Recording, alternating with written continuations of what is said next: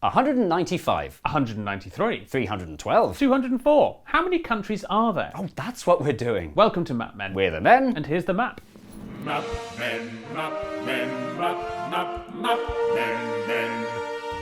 In 3200 BC, 5223 the N, the best travelled people in the world were the Iranians. because every Iranian had visited every country in the world. Iran.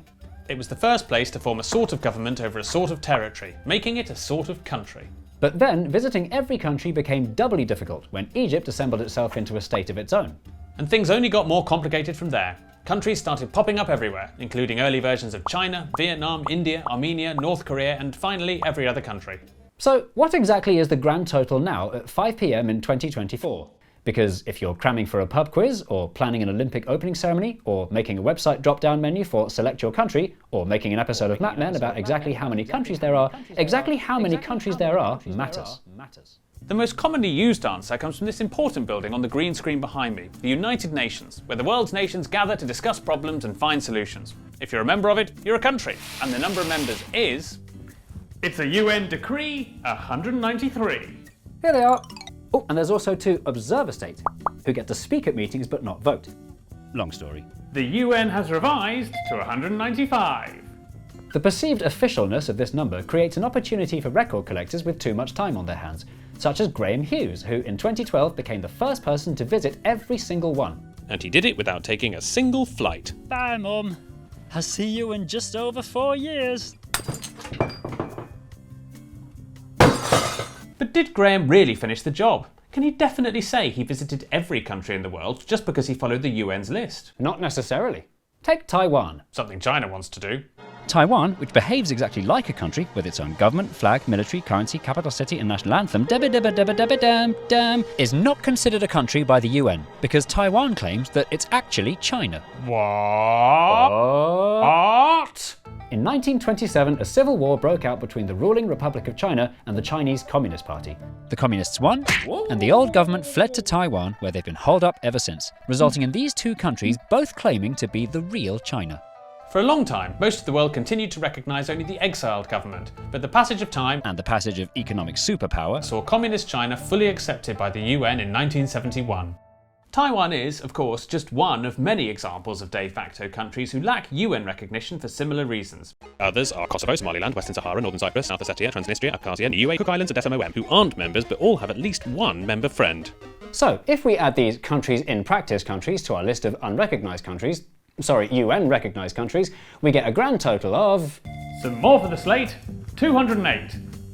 But that number's super contentious. At least the UN's 195 countries are countries everyone agrees are real countries, aren't they, Mark? No, they're not, Mark. The UN members list confusingly includes lots of countries whose countryness is not recognised by some of their fellow members. These include Cyprus, not recognised by Turkey, Armenia, not recognised by Pakistan, South Korea, not recognised by North Korea, not recognised by South Korea or Japan, Israel, not recognised by 28 UN countries, and China. not recognised to this day by 12 UN countries, including Bhutan, who uniquely doesn't believe in Taiwan either. So if we only counted countries on the UN members list who aren't disputed by anybody, our total number of countries would stand at, lose the suspect states, 188. Problem free. Not problem free. This number has the extremely unsatisfying effect of leaving big empty gaps on the world map that apparently belong to no country at all. So, because we're big fans of colouring in, Shading. The UN knows best. Bring back the rest. So that's the answer. Thanks for watching. The end. Goodbye. hang on, I've just realised we can't use the UN's list. Why is that? Because a country that indisputably exists and is very important to me is missing.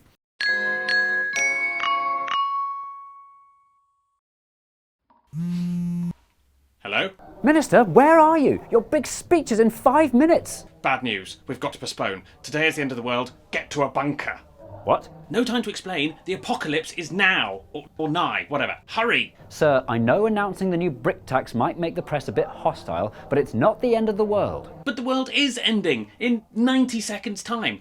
Thankfully, I've got over 900 peaches. Peaches? Yes, tons of peaches. That's what they always say. It's tins of peaches, sir. And I think you're just finding an excuse to avoid doing the speech. Excuse? Timothy, I read this at www.bongbongdefinitelyrealnewsomg. You must click this now.com. It's a news site. They don't lie. Oh, Minister, are you saying you still don't use ground news? Ground news? Ground News is an app and website that lets you compare related news from across the world. With so many clickbaity websites posing as factually objective news outlets, Ground News helps you understand what's really going on. Like the end of the world in 30 seconds time? No, like the fact that there are different viewpoints on different stories, some more trustworthy than others. Ground News helps you understand the source of your news, with information on their reliability, political leaning and ownership, all backed by ratings from 3 independent news monitoring organizations. For example, when your American friend tells you 13 counties in Oregon have voted to secede and join Idaho, you can look it up on Ground News. You can see that most of the sources covering this story are right-leaning with low and mixed reliability. And if you dig deeper and start to compare the articles on the topic, you'll see that to actually secede, they would have to get approval from legislators in both states and Congress. If you go to ground.news/mapmen or click this QR code, you can sign up to Ground News through their link and get 40% off unlimited access and potentially find out that the world is not going to end today and do your big important speech. So you're saying all I have to do is get Ground News and I'll be so clued in I'll become Prime Minister? Yes, you'll become Prime Minister. Just downloading Ground News. Congratulations, future Prime Minister. I'll be unimpeachable. Ground News accepts no responsibility for customers who download the app expecting to become Prime Minister and do not become Prime Minister. A country that indisputably exists and is very important to me is missing. England. Oh dear. Countries in the UN have to be not only autonomous, but sovereign, and those two words don't mean the same thing. Autonomous means you come up with all your own laws and taxes and so on. But sovereign means you have the last word on these laws and taxes, and there is no one higher up who can interfere.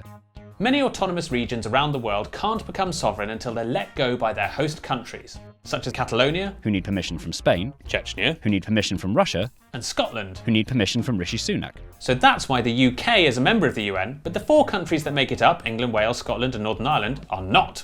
I know that, but the only available word for what England is country. If our list is going to include every country in the world, it simply has to be included. It's not sovereign. It's got an emoji flag. Yeah, fair enough. UK countries uncombined, 199. But now we've opened a massive can of worms. If we decide to count country-like places that don't have their own sovereignty, we have to include crown dependencies, overseas territories, constituent countries, autonomous regions, specialist municipalities and free associations join the crew. 282. This is getting really hard to count.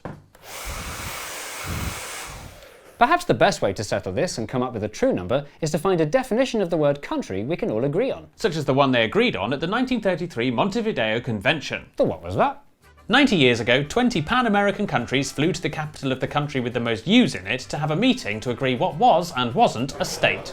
Many of them had recently become independent, and they were very keen to enshrine the right to self-governance on an important piece of paper. The 4 simple criteria for statehood they came up with were A permanent population, a defined territory, a government, and capacity to enter into relations with other states. On the 26th of December, they realised they'd all missed Christmas and quickly signed a landmark agreement before flying home with duty-free gifts to their families. Merry Christmas, darling. Sorry, here's a massive Toblerone. And so, since 1933, we've had an official definition of what a country is. That should make counting straightforward, but the Montevideo definition has a couple of major flaws. First of all, under the Montevideo Convention, the European Union counts as a country. It has a territory, a population, international relations, and full control of its member states. No, it doesn't. It feels like it does. And the second problem is, Under the Monte Convention, this tree, a clearly defined territory in which I am both population and government and have capacity to enter into relations with other governments, I'm listening, is a country. I vow to tree my country is a tree. this may sound silly, It is, isn't it? but across the world there are countless areas that claim to be countries under this exact same criteria, with zero recognition from any other state. And they're known as micronations. Our favourite. There are 86 micronations noteworthy enough to get a Wikipedia article, bringing our total to Micronations we collate, 368. That's rather a lot. Do micronations really need to be included on our very serious list? Let's look at loads of examples. You can have Uno. Oh, Just off the coast of Suffolk is this tiny disused naval fort, which is technically an independent country.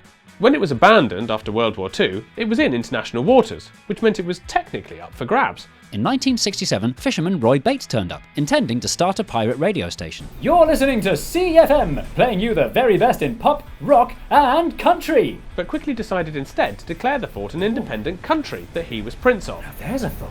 and named it Sealand.